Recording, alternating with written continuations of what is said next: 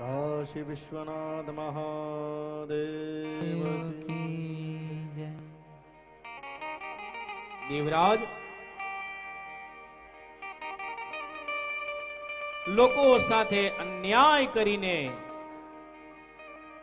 ધન ઉપાર્જન કરતો હતો.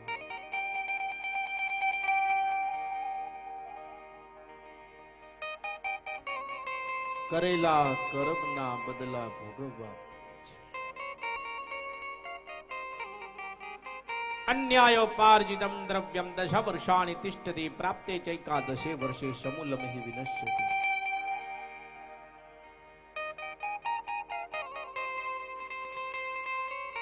જે પણ મનુષ્ય અન્યાયથી ધનનું જો ઉપાર્જન કરે ને તો વધારમાં વધારે 10 વર્ષ ટકે. 11મું વર્ષ જેવું બેસે સમૂલમહિ વિનશ્યતિ. સંપૂર્ણ ધન એનો નાશ થાય છે તેવું શાસ્ત્ર કહે છે.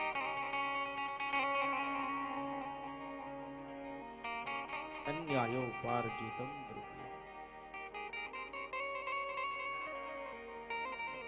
લોકોને દુઃખ, ક્લેશ, કષ્ટ, વ્યભિચાર ઇત્યાદિ મદિરા ગ્રહણ પણ એ દેવરાજ કરતો હતો. માટે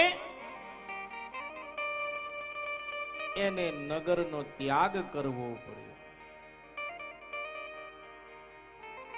એ નગરનો ત્યાગ કરે છે.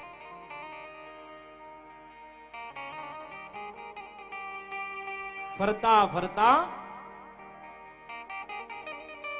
એ પાપી પ્રતિષ્ઠાનપુર એટલે કે જુસી પ્રયાગમાં જાય છે.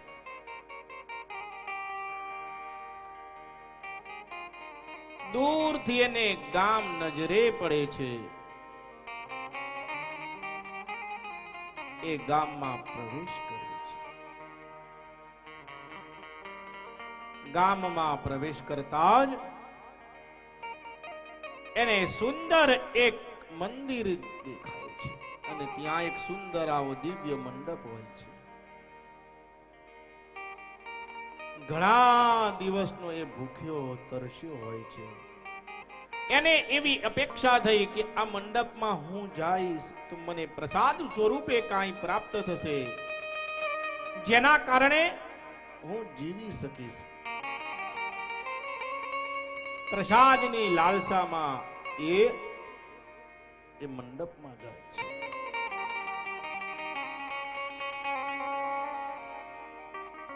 અને દિવ્ય મંડપમાં દેવાદિદેવ મહાદેવની કથા થાય છે.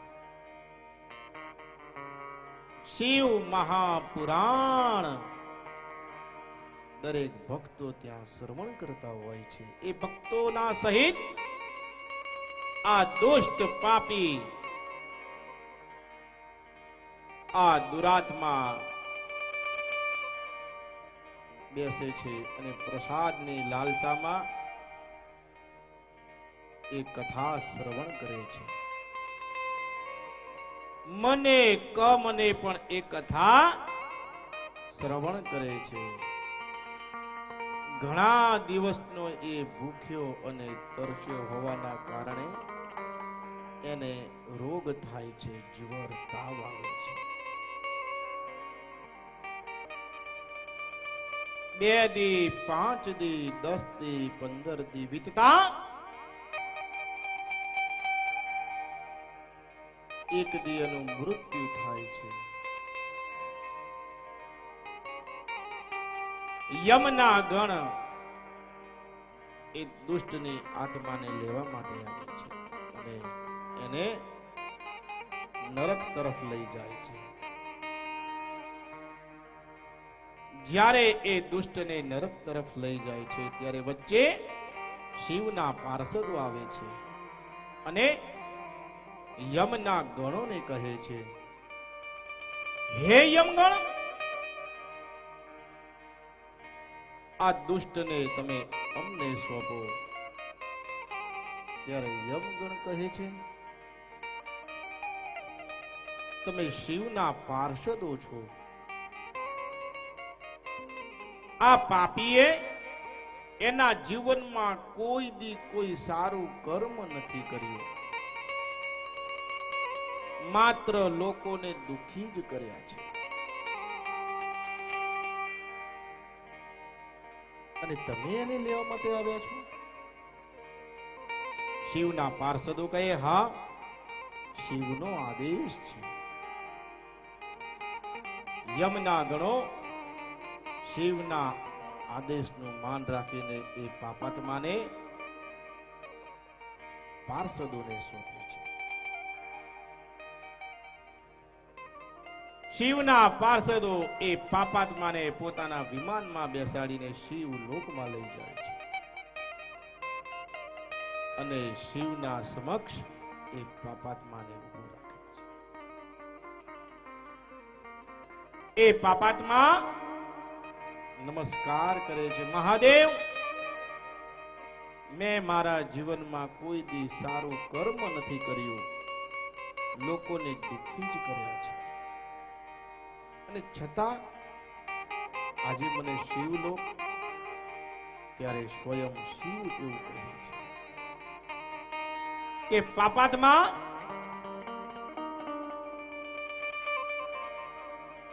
તે તારા માતાને દુખી કર્યા છે, તારા પિતાને દુખી કર્યા છે, તારી પત્નીને પણ તે દુખી કરી છે, નગરના લોકોને પણ તે દુખી કર્યા છે, લોકો સાથે વિશ્વાસઘાત કર્યો છે,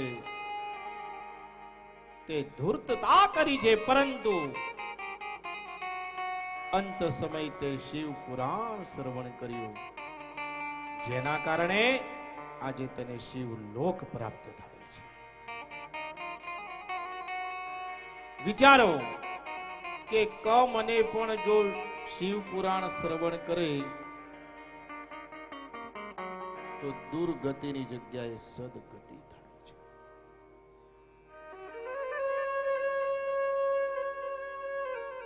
ભોળિયો નાથ છે, મહાદેવ છે,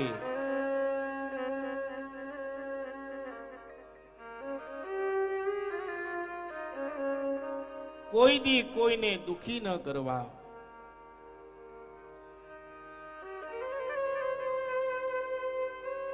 આ દેવરાજ એના પરિવારને ખૂબ દુખી કરતો,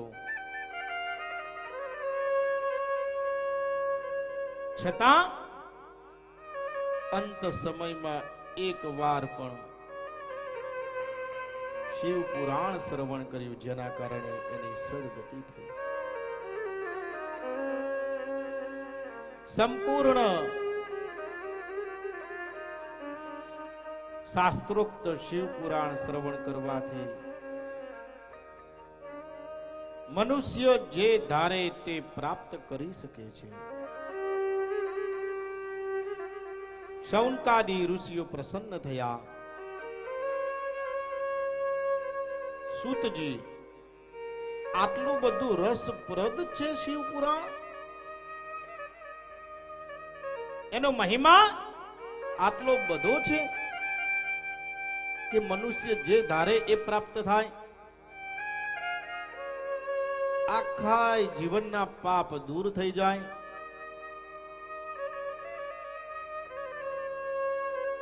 સૂતજી કહે, હા શૌનકાદી ઋષિઓ, ઘણો બધો મહિમા છે. આ તો માત્ર એક નાનું ઉદાહરણ છે. જો તમે પૂરું શ્રવણ કરો ને તો સમજવું કે જીવનના દરેક પ્રશ્નોનું નિરાકરણ આ શિવ પુરાણમાં છે. શૌનકાદી ઋષિઓ કહે છે, સૂતજી, હવે તમે અમને આખું શિવ પુરાણ શ્રવણ કરાવો, અમારી ઈચ્છા એવી છે. એક પણ વસ્તુ રહી જવી જોઈએ નહીં. અમારે આખું શિવ પુરાણ શ્રવણ કરવું છે. જો આટલો બધો મહિમા હોય તો અવશ્ય અમારે શ્રવણ કરવું જ પડે. સૂતજી કહે, હું તમને શાસ્ત્ર આખું શિવ પુરાણ શ્રવણ કરાવું છું. હે શૌનકાદિ ઋષિઓ, તમે શાંત મન એકાગ્ર મન થઈને આ શિવ પુરાણ શ્રવણ કરો.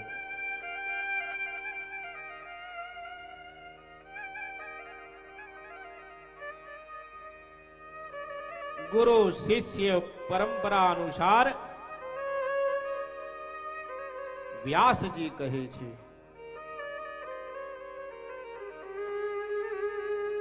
એકવાર દરેક ઋષિઓ ભેગા થયા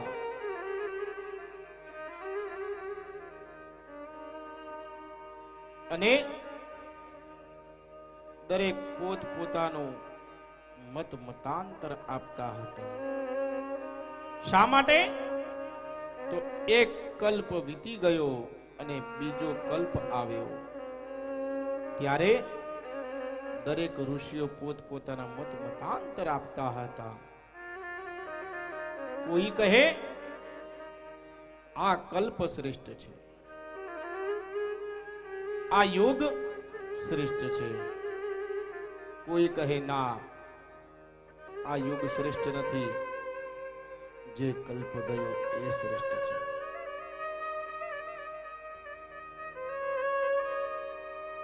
દરેક ભેગા થઈને પ્રશ્ન કરે છે, આ સૃષ્ટિમાં કાંઈ ન હતું ત્યારે શું હતું? આ સૃષ્ટિની ઉત્પત્તિ કેવી રીતે થઈ છે? એમાં દરેક પોતપોતાનું મત મતાંતર આપતા હતા. મત મતાંતર આપતા આપતા દરેકે વિચાર કર્યો કે જો આપણે સંપૂર્ણ સશાસ્ત્ર ને સાચું જો જ્ઞાન મેળવવું હશે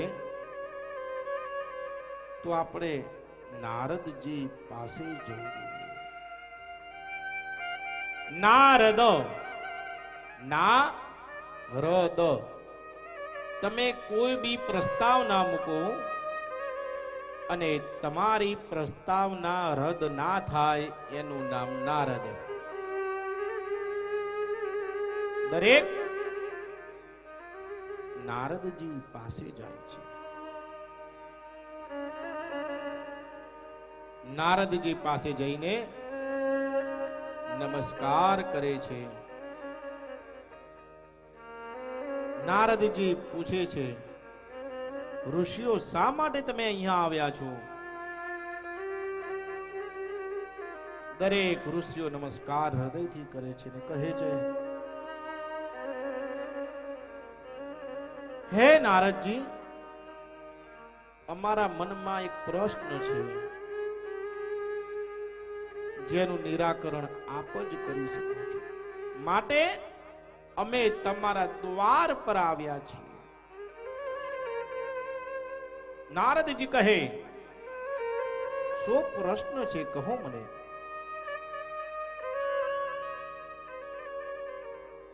ઋષિઓ કહે, આ સૃષ્ટિમાં કાંઈ ન હતું ત્યારે શું હતું અને સાચું જ્ઞાન શું છે એ અમે જાણવા ઈચ્છીએ છીએ. નારદજી કહે, ખૂબ મહત્વનો પ્રશ્ન તમે કર્યો છે અને આ પ્રશ્ન સાંભળતા જ સંપૂર્ણ જીવોનું કલ્યાણ થશે.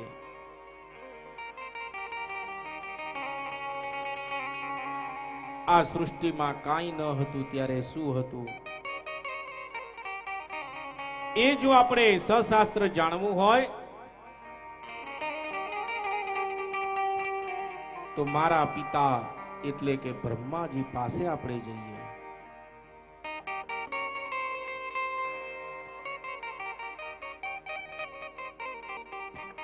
દરેક ઋષિઓ કહે, આપ જેમ કહો તેમ, પણ અમારા મનની એક ઉત્કંઠના છે કે આ સૃષ્ટિમાં કાંઈ ન હતું ત્યારે શું હતું. દરેક ઋષિઓ નારદજી સહિત બ્રહ્મલોકમાં જાય છે.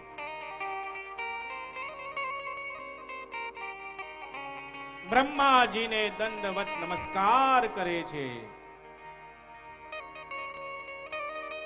બ્રહ્મ જ્ઞાનમ પ્રથમમ પુરસ્તાદ વિષીમતઃ સુરુચોગ્વેન આવહ સબુજ્ઞા ઉપમા અશ્ય વિષ્ટાહ સતશ્ચ જોનિમ શતશ્ચ વિવહ.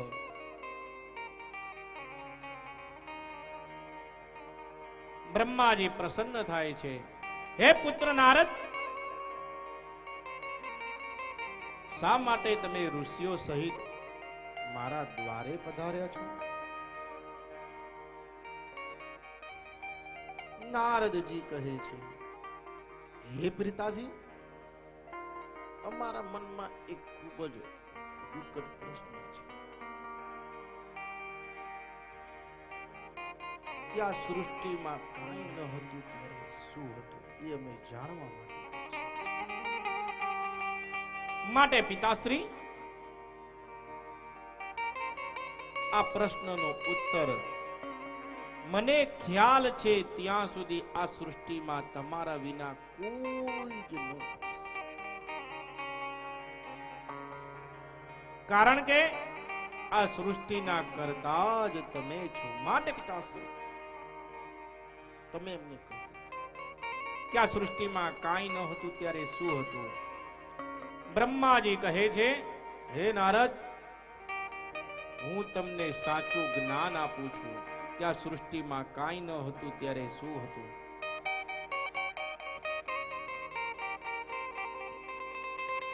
જે કાળે આ જગતમાં કાંઈ ન હતું ત્યારે એક તેજ હતું.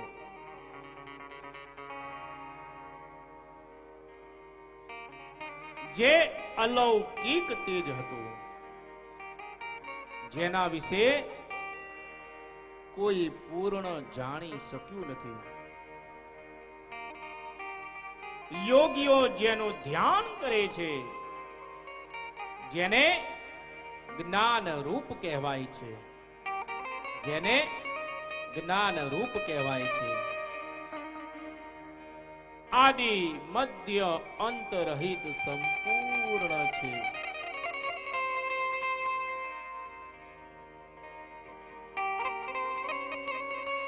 જેના સામે તમે 1 કરોડ સૂર્ય ભેગા કરો ને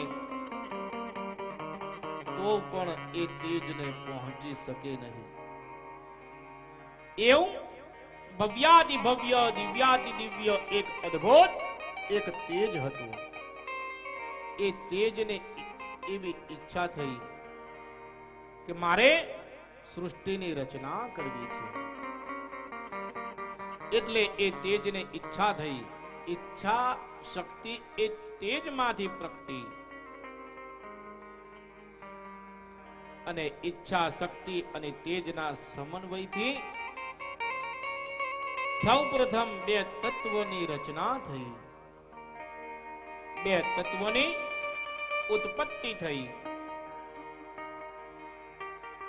સૂક્ષ્મ સ્વરૂપે નારાયણ અને નારાયણી. એ નારાયણીમાંથી મહત્તત્વ ઉત્પન્ન થયું અને એ મહત્તત્વમાંથી 3 તત્વની રચના થઈ, જેને 3 ગુણ કહેવામાં આવે છે. સત્વગુણ, રજોગુણ અને તમોગુણ.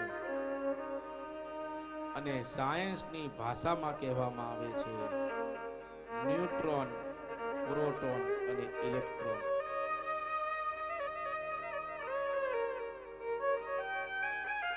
એ 3 ગુણમાંથી અહંકારની ઉત્પત્તિ થઈ અને એમાંથી સ્થૂળ દેહની રચના થઈ. નારાયણ એ તેજનો પ્રકાશ એટલો હતો, અગ્નિ એટલી હતી કે નારાયણના સૂક્ષ્મ દેહમાંથી પરસેવો છૂટ્યો અને આખી પૃથ્વી પર પાણી પાણી પાણી જલ જલ જલ થઈ ગયું. એ જલમાં નારાયણ પોઢી ગયા અને નિંદ્રા દેવી સૂક્ષ્મ સ્વરૂપે એમના નેત્રમાં બિરાજમાન થયા. ઘણો સમય ઘણો કાળ વીતતા નારાયણની નાભીમાંથી એક કમળ ઉત્પન્ન થયું અને એ કમળમાંથી હિરણ્ય ગર્ભ એટલે કે હું બ્રહ્માજી મારી ઉત્પત્તિ થઈ.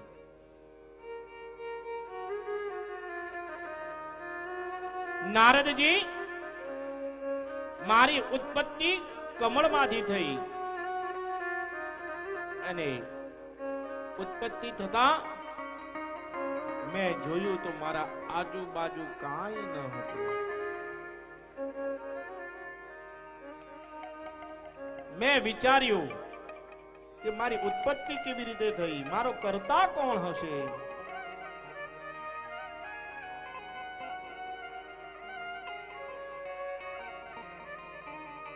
પણ મને કોઈ જ ઉત્તર પ્રાપ્ત ન થયો. મેં એવું વિચાર્યું કે મારી ઉત્પત્તિ આ કમળમાંથી થઈ છે, હું આની દાંડીમાં આની નાળ સુધી જઉં. બ્રહ્માજી એની દાંડીમાં પ્રવેશ કરે છે, ખૂબ અંદર જાય છે. ઘણો કાળ વીતતા એ દાંડીનો એ નાળનો કોઈ અંત નથી મળતો. બ્રહ્માજી પાછા આવે છે. કમળ ખૂબ જ મોટું હોય છે, સહસ્ત્ર એની પાંદડીઓ હોય છે, હજારો યોજન એક મોટું કમળ હોય છે. બ્રહ્માજી એમાં બી ખૂબ ફર્યા કે મને કઈ મળે, પણ કઈ પ્રાપ્ત ના થયું. આકાશવાણી થઈ કે તમે તપ કરો, એટલે હું તપ કરવા માટે તપ કરતા કરતા મને નારાયણના દર્શન થયા.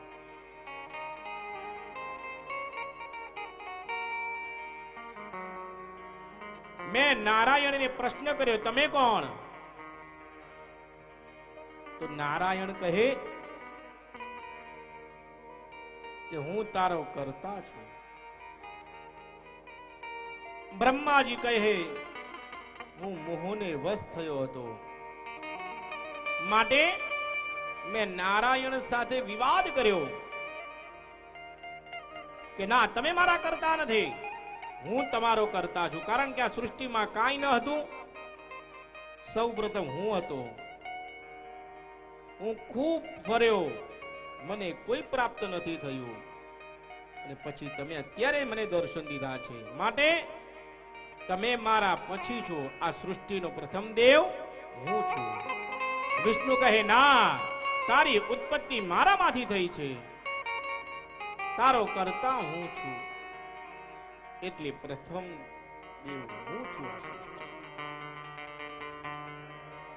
બંને વચ્ચે વાદ વિવાદ થાય છે અને સૌપ્રથમ વાક યુદ્ધ થાય છે. વાક યુદ્ધ થતા થતા બાહુ યુદ્ધ થાય છે અને બાહુ યુદ્ધ થતા થતા મૂળભૂત જે તેજ હોય છે એ તેજની ત્યાં સ્થાપના થાય છે અને બંને ખૂબ જ વિસ્મય પામે છે, ચકિત થાય છે. વિષ્ણુ કહે બ્રહ્મા, તમારા અને મારા વચ્ચે આ ત્રીજું કોણ આવ્યું?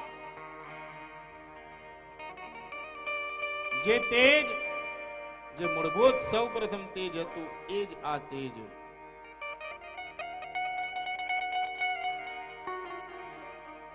વિષ્ણુ કહે બ્રહ્મા, આ તેજ ખૂબ જ મોટું છે. આ તેજનો જે અંત ગોતી લાવે ને, એ આ સૃષ્ટિનો પ્રથમ દેવ. આ તેજ ખૂબ જ મોટું છે, માટે તમે હંસ લઈને ઉપરની તરફ જાઓ, હું વરાહ સ્વરૂપ નીચેની તરફ જાઉં છું. બ્રહ્માજી એ તેજનો અંત ગોતવા માટે ઉપરની તરફ જાય છે અને વિષ્ણુ વરાહ સ્વરૂપ લઈને નીચેની તરફ જાય છે. બ્રહ્માજી ખૂબ જ ઉપરની તરફ જાય છે, પરંતુ આ તેજનો કોઈ અંત મળતો નથી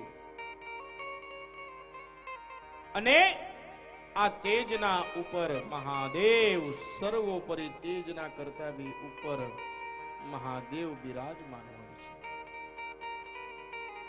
મહાદેવ ડોલતા હોય છે.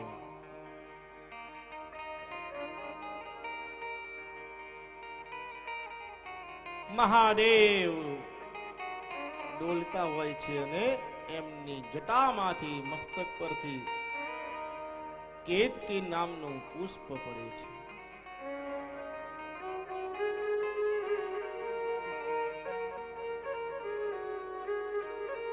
કેતકીનું પુષ્પ નીચે પડે છે.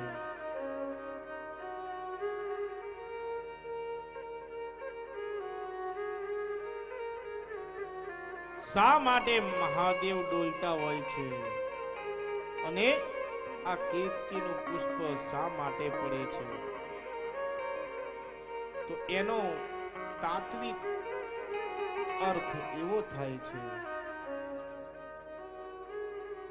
કેતકીના મનમાં એવું ઘમંડ આવ્યું કે પુષ્પો તો ઘણા બધા છે, પરંતુ સર્વશ્રેષ્ઠ શક્તિમાન પુષ્પ હું છું, માટે મહાદેવે મને ધારણ કર્યું છે અને એ બી ક્યાં? મસ્તકમાં. એવો ઘમંડ એક કેતકીને આવે છે. મહાદેવને ખ્યાલ આવે કે કેતકીને ઘમંડ આવ્યો, માટે મહાદેવ ડોલ્યા અને કેતકીનું પુષ્પ નીચે પડ્યું. વિચારો કે ઘમંડી પુરુષને કે ઘમંડી કોઈ બી વસ્તુને પુષ્પ ઇત્યાદિ પણ જો મહાદેવ એને સહન ન કરી શકતા હોય તો પૃથ્વી કઈ રીતે સહન કરે? મહાદેવ આ કેતકીનો ઘમંડ ઉતારવા માટે ડોલે છે અને કેતકી નીચે પડે છે. બ્રહ્માજી ઉપર આવે છે. ધીરે ધીરે આ કેતકી અને બ્રહ્માજીનું મિલન થાય છે. બ્રહ્માજી પૂછે છે, કેતકી આ તેજનો અંત ક્યાં સુધી છે? કેતકી કહ્યા, તેજનો કોઈ અંત જ નથી. બ્રહ્માજી કહે, કેતકી તું મારું એક કામ કરીશ? બ્રહ્માજી કહે, કેતકી એક મારું કામ કરીશ? કેતકી કહે, શું?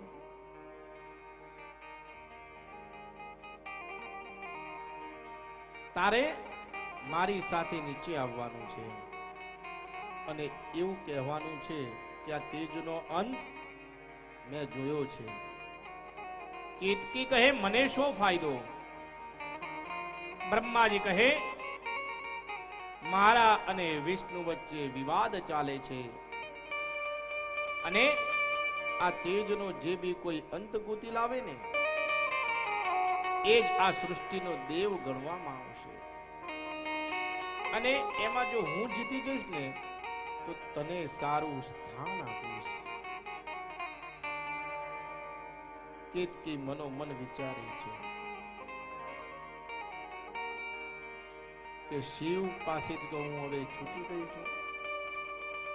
જો બ્રહ્માજીનો સાથ આપું તો મને બી સારું સ્થાન પ્રાપ્ત થશે. કેતકી કહે, હા. કેતકી સહિત બ્રહ્માજી મૂળભૂત સ્થાન પર આવે છે. વિષ્ણુ વરાહ સ્વરૂપ લઈને નીચેની તરફ જાય છે. ખૂબ જાય છે પણ કોઈ અંત નથી મળતો. વિષ્ણુ મૂળભૂત સ્થાન પર આવે છે. દૂરથી આવતા બ્રહ્માજી કહે છે,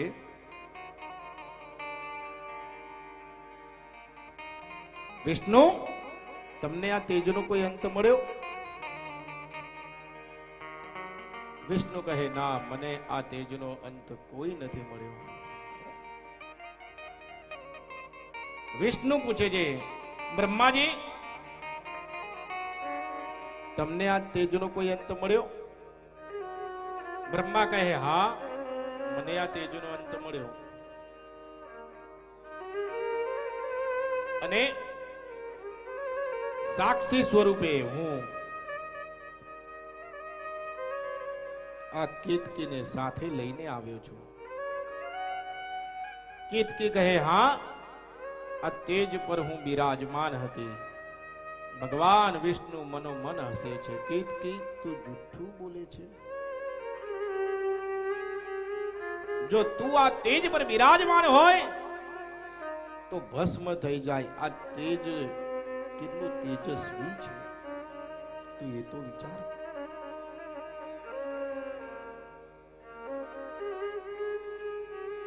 મનોમન ભગવાન નારાયણ હસે છે.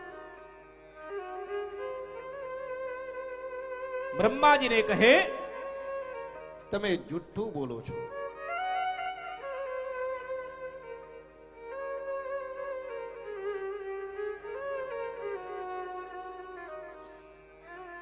બ્રહ્મા કહે, ના.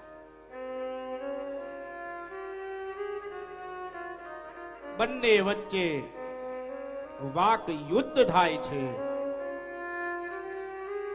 બ્રહ્મા કહે, ના વિષ્ણુ, હું આ તેજનો અંત ગોતીને લાવ્યો છું.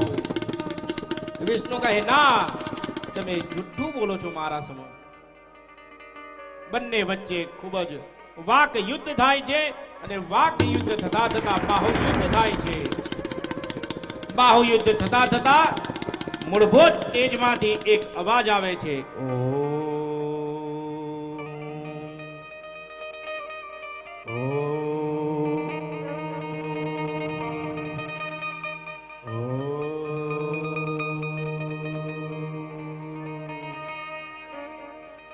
બ્રહ્મા અને વિષ્ણુ આશ્ચર્યચકિત થાય છે.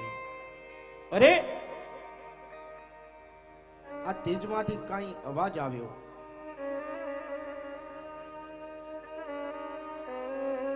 તેજને પ્રાર્થના કરે છે, તમે કોણ છો? તમારા સાકાર સ્વરૂપના અમને દર્શન કરાવો.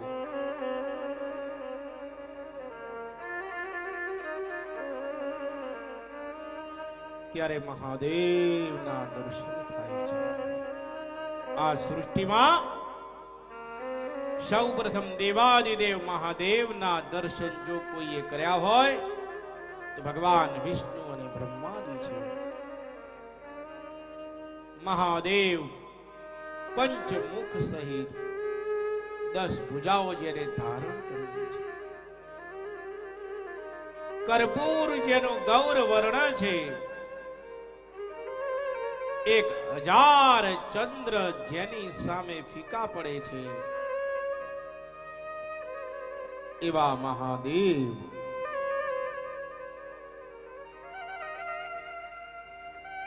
સૌ પ્રથમ શાસ્ત્રમાં એવું વર્ણન છે, ઉપાદિશમ નિજમ મંત્રમ ઓમકારમ મુરુમંગલમ. જે બી મનુષ્ય ઓમકારનો જાપ કરે, ઉપાદિશમ નિજમ મંત્રમ ઓમકારમ મુરુમંગલમ, વાચકોયો મહું વાચ્ય મંત્ર મદાત્મક. આ સૃષ્ટિમાં કાંઈ ન હતું ત્યારે એક તેજ હતું અને તેજમાંથી સૌ પ્રથમ ઓમકારની ઉત્પત્તિ થઈ. જે સર્વ પરી મંત્ર છે તે ઓમકાર છે. મહાદેવ 5 મુખ વાળા છે, 10 ભુજાઓ છે, કર્પૂર ગૌર વર્ણ છે, 1000 ચંદ્ર જેની સામે ફીકા પડે એવું કર્પૂર ગૌર વર્ણ મહાદેવનું છે. ઓમકારનું ખૂબ મહત્વ છે.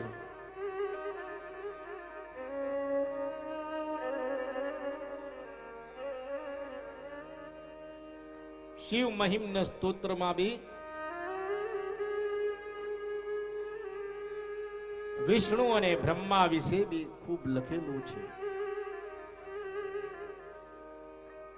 તવૈશ્વર્યમ યત્નાદ્યદુપરી વિરમચિર હરિરદઃ પરિચ્છેતુમ યાતા વનલ મનલ સ્કંદ વપુષઃ તતો ભક્તિ શ્રદ્ધા ભર ગુરુ ગુણભ્યામ ગિરીશય સ્વયં તસ્તે તાભ્યામ તવ કિ મનુવૃત્તિર્ન ફલતિ. મહાદેવને કોઈ જાણી શક્યું નથી.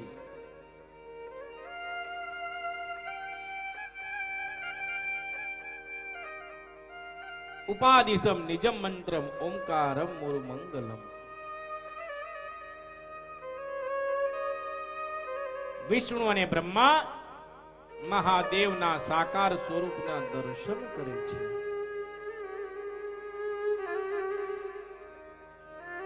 ભગવાન જ્યારે નેત્ર ખુલે છે ત્યારે ક્રોધાયમાન હોય છે. કારણ કે યોગ દ્રષ્ટિ દ્વારા એમને સંપૂર્ણ વૃત્તાંત જાણ્યું કે બ્રહ્માજી અને કેતકી બંને ખોટું બોલ્યા છે, જે જુઠ્ઠું બોલ્યા છે. મહાદેવ ક્રોધાયમાન થાય છે અને મહાદેવ ક્રોધાયમાન થતા જ ત્યાં કાલ ભૈરવને ઉત્પન્ન કરે છે અને કાલ ભૈરવને આજ્ઞા કરે છે, હે કાલ ભૈરવ, આ બ્રહ્માજીનું જે મુખ છે પંચમુખમાંથી એક મુખ એનું તું છેદન કર. કાલ ભૈરવ જાય છે અને બ્રહ્માજીના એક મુખનું છેદન કરે છે. વિષ્ણુ કહે, હે મહાદેવ, તમે શાંત થાઓ, શાંત થાઓ, શાંત.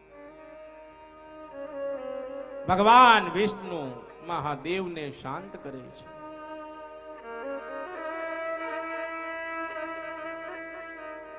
મહાદેવ કહે, વિષ્ણુ, તમે મને શાંત કર્યો, શા માટે? વિષ્ણુ કહે, મહાદેવ, તમે દેવાદિદેવ મહાદેવ છો. તમારો અંત કોઈ જાણી ન શકે. ત્યારે મહાદેવ એવું કહે છે, ધન્ય છો તમે, ધન્ય છો કે જેને તમારી સાથે ખોટું કર્યું તમે એનો પક્ષ લો છો. તમે સજ્જન છો. હે વિષ્ણુ, તમે સજ્જન છો. મહાદેવ કહે, વિષ્ણુ, સૌથી મોટામાં મોટો દેવ કયો? વિષ્ણુ કહે, મહાદેવ તમે. પણ આજથી મારા હૃદયમાં તમે છો. હું તમારું ચિંતન કરીશ. તમે ખૂબ મહાન છો.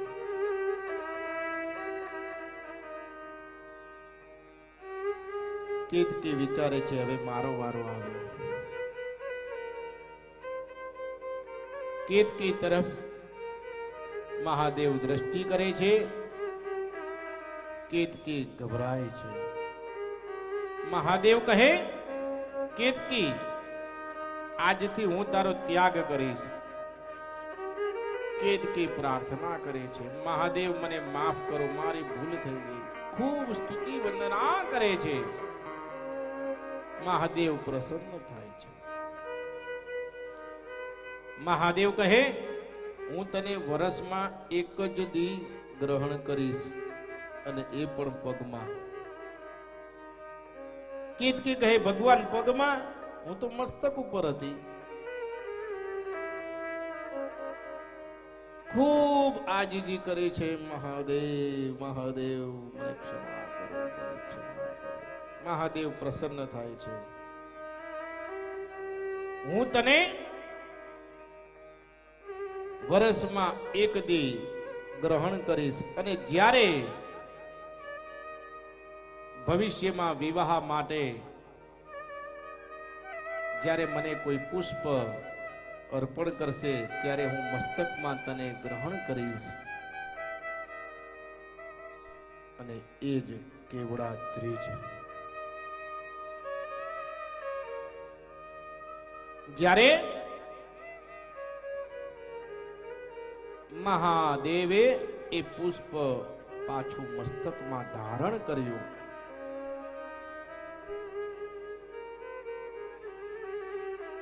મહાદેવે જ્યારે ભગવાન વિષ્ણુને અને બ્રહ્માને દર્શન દીધા એ સમય રાત્રિનો હતો. માટે શિવરાત્રિ કહેવામાં આવે છે. શાસ્ત્રમાં શિવરાત્રિનું ખૂબ મહત્વ છે. મનુષ્ય કાંઈ ભક્તિ ન કરે ને તો હાલે, વર્ષમાં એક વાર બી, એમાં શિવરાત્રિના દિવસે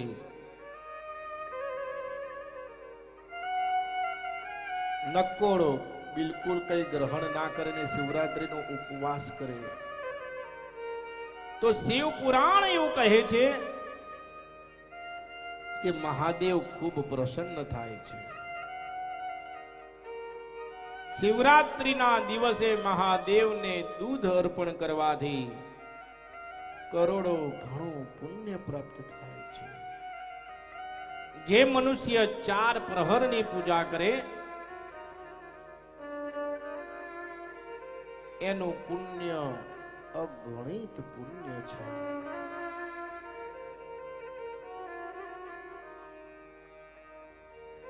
આ સૃષ્ટિમાં કાંઈ ન હતું ત્યારે એ તેજ હતું અને તેજ એ જ મહાદેવ છે.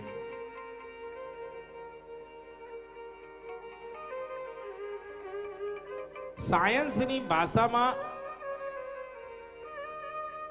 એને બ્લેક હોલ કહેવામાં આવે છે અને એ જ તેજ. હમણાં નાસા વાળાએ જાહેર કર્યું કે અંતરિક્ષમાં પણ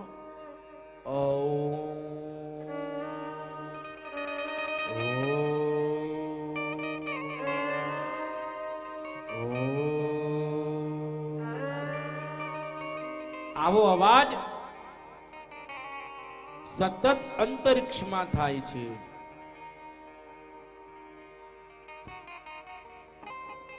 આ સૃષ્ટિમાં સૌપ્રથમ કોઈ મંત્રની રચના થઈ હોય તો એ મંત્ર છે ઓમ.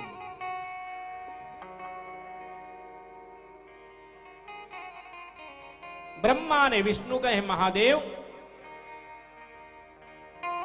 અમારે તમને પ્રસન્ન કરવા હોય તો કેવી રીતે કરીએ?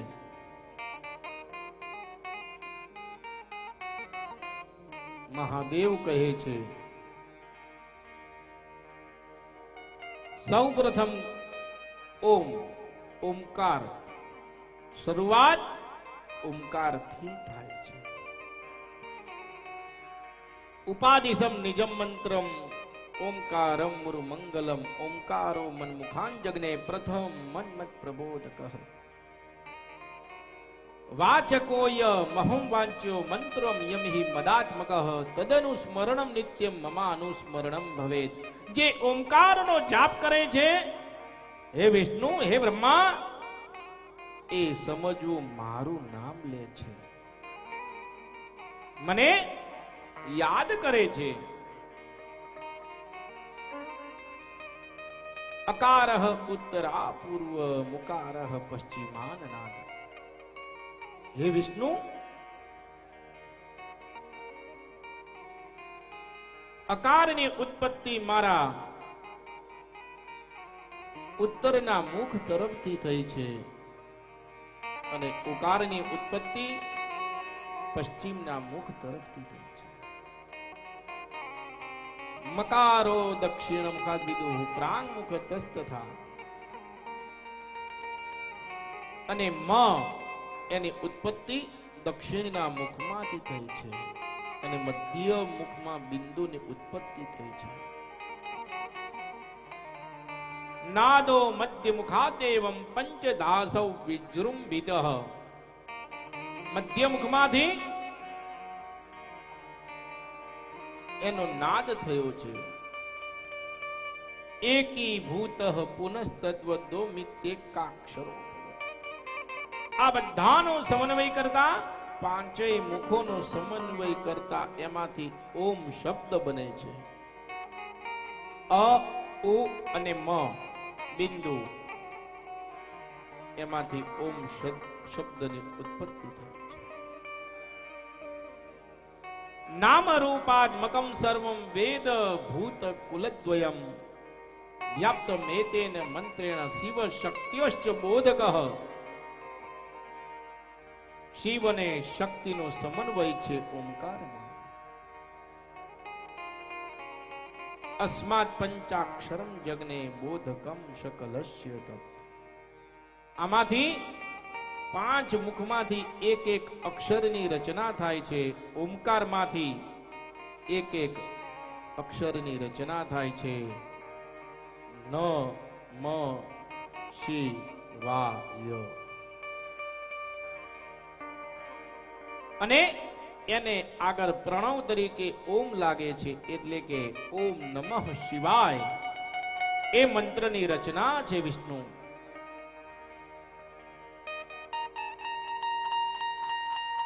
અકારાદિ ક્રમેણૈવ નકારાદિ યથાક્રમમ. ઓમકારમાંથી ઓમ નમઃ શિવાયની રચના થાય છે. अस्मात् पंचाक्षरान् जाता मातृकाः पंचभेदतः तस्मात् दीभिर चतुर्वक्त्रा त्रिपद गायत्री रेवहि. ત્રણેય ગાયત્રી એની અંદર છે. શેમાં? તો ઓમ નમઃ શિવાય મંત્રમાં. વેદઃ સર્વ તતો જગને. સંપૂર્ણ વેદ એની અંદર છે. શેમાં? ઓમ નમઃ શિવાય મંત્રમાં.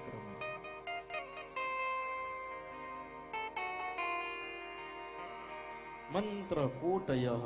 કરોડ ઘણા મંત્રનો જાપ તમને એકવાર ઓમ નમઃ શિવાય બોલો એનું પુણ્ય પ્રાપ્ત થાય છે. તત્તન મંત્રેણ તત્સિદ્ધિ સર્વ સિદ્ધિ રીપો ભવેત. એની સિદ્ધિ તમને તરત 6 મહિનાની અંદર જ પ્રાપ્ત થાય. તમે માત્ર ઓમ નમઃ શિવાયનો જાપ કરો, 6 મહિનાની અંદર જ એનું સિદ્ધિ એનું ફળ તમને પ્રાપ્ત થાય છે. અને એના મંત્ર કંદેન ભોગો મોક્ષશ્ચ સિદ્ધ્યતિ. આ મંત્ર એવો છે કે વ્યક્તિને ભૌતિક સુખ પણ આપે છે. વ્યક્તિ જે ઈચ્છે એ એને આપે છે. ઓમ નમઃ શિવાય. જે મંત્ર સદા પાવનકારી. ઓમ નમઃ શિવાય. શકલાન મંત્ર રાજાનઃ સાક્ષાત ભોગ પ્રદાહ શુભાહ. દરેક મંત્રનો રાજા છે ઓમ નમઃ શિવાય. એનો જાપ કરો, એનું તપ કરો, એના અનુષ્ઠાન કરો, જીવનમાં દરેક સિદ્ધિઓ પ્રાપ્ત થશે. માત્ર ઓમ નમઃ શિવાય. સાક્ષાત ભોગ પ્રદાહ શુભાહ. દરેક ભૌતિક સુખ આપે છે અને શુભકારી, કલ્યાણકારી, પાવનકારી જે મંત્ર છે એ માત્ર ઓમ નમઃ શિવાય છે. માત્ર ઓમ નમઃ શિવાયનો જાપ કરો, સમજો જીવનનો બેડો પાર થઈ ગયો. જય સે મંત્ર મહામંગલકારી. ઓમ નમઃ શિવાય. ઓમ નમઃ શિવાય.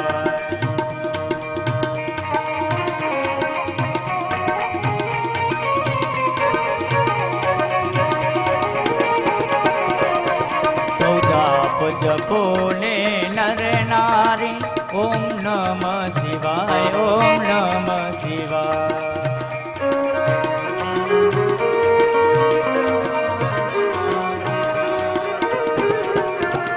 હે મંત્ર મહામંગલકારી. ઓમ નમઃ શિવાય. ઓમ નમઃ શિવાય.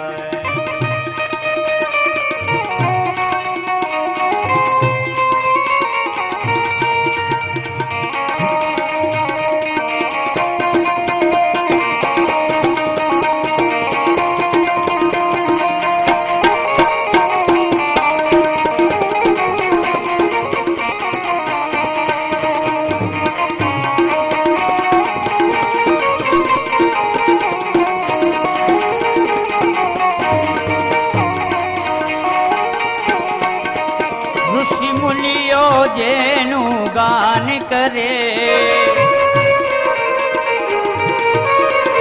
ઋષિ મુનિઓ જેનું જ્ઞાન કરે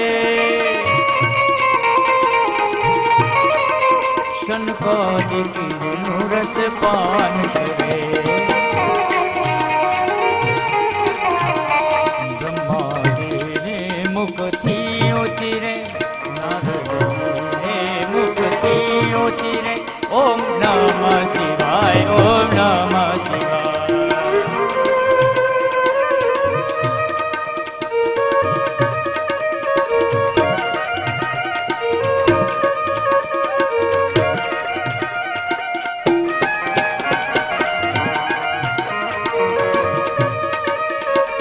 હાલો હાલો સર્વ ભક્તજનોને વિનંતી છે કે પ્રસાદ લઈને જ જાય સર્વ ભક્તજનો અહીંથી પ્રસાદ લઈને જ જાય બહાર પ્રસાદીનું કાઉન્ટર ચાલુ છે એટલે પ્રસાદ પામીને જ અહીંથી જાય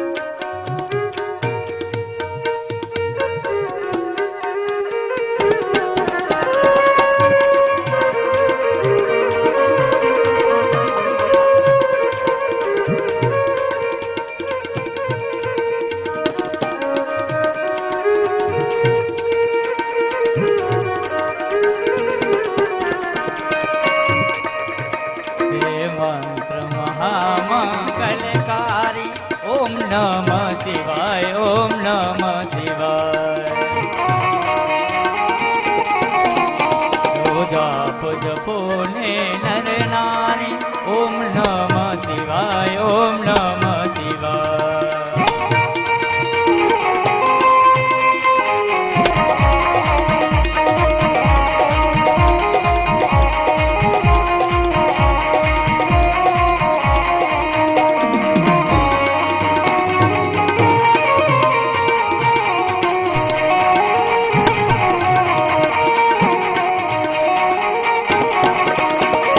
મંત્રથી રામ વિજયને ભર્યા એ મંત્રથી રામ વિજયને ભર્યા શ્રી રામેશ્વરને યાદ કર્યા